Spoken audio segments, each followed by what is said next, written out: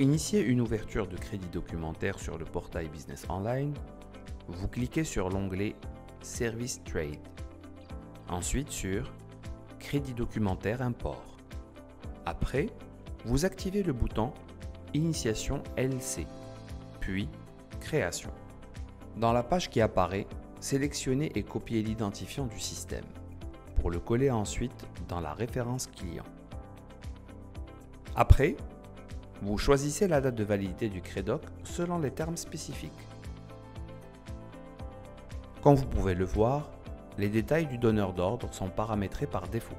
Par la suite, vous sélectionnez le bénéficiaire concerné.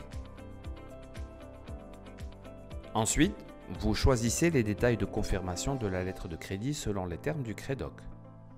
Vous avez le choix entre irrévocable, non transférable, stand-by ou renouvellement. Puis, vous choisissez les instructions de confirmation. Après, vous sélectionnez la devise souhaitée.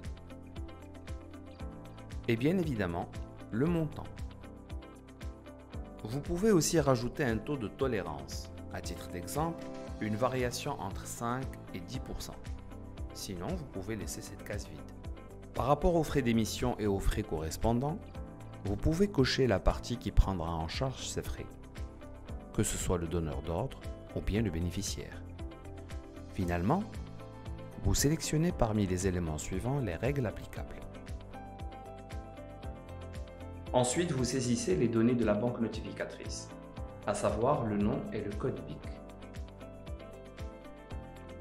Après, vous renseignez les informations relatives à la banque intermédiaire selon les termes du Crédoc. Dans le volet « Détail du paiement », vous sélectionnez la nature de la banque selon les instructions de confirmation, à savoir Crédoc confirmé, sans confirmation ou au choix. Ensuite, vous choisissez parmi les éléments suivants si le crédit est réalisable par paiement, par acceptation, par négociation, par paiement différé ou par paiement combiné. Si le Crédoc est réalisable par acceptation, vous choisissez la date d'échéance, par exemple 90 jours. Et ce, à partir de ou après les termes qui apparaissent sur cette liste. Par exemple, à partir de la date d'expédition, de la lettre de transport aérien ou autre. Dans notre cas, nous avons sélectionné Connaissement.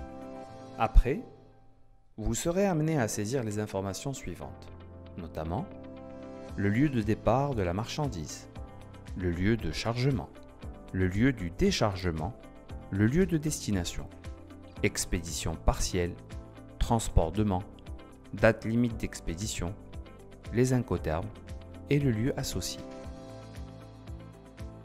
Ensuite, vous remplissez les champs obligatoires, la description de la marchandise et les documents requis. Au niveau du nom des fichiers, veuillez éviter les caractères spéciaux pour que l'opération ne soit pas bloquée. Par ailleurs, vous pouvez rajouter des instructions supplémentaires si vous le souhaitez, ou des conditions particulières de paiement pour le bénéficiaire, ainsi que la période de présentation. Par la suite, vous remplissez la partie Instructions réservées à la banque. Dans le volet Envoyé par, vous sélectionnez Swift. Vous choisissez le compte principal. Ensuite, le compte de frais. Pour ajouter le document, vous cliquez sur Ajouter un fichier. Vous saisissez son intitulé. Ensuite, vous choisissez un document déjà enregistré dans vos fichiers. Finalement, pour soumettre et valider votre demande, vous pouvez générer un OTP via l'application BSign. Une fois votre mot de passe est saisi, vous appuyez sur Soumettre. Et voilà, votre demande est bien enregistrée. Par ailleurs, vous avez également la possibilité d'imprimer un modèle en cliquant sur Sauvegarder, puis en suivant les étapes d'impression Draft.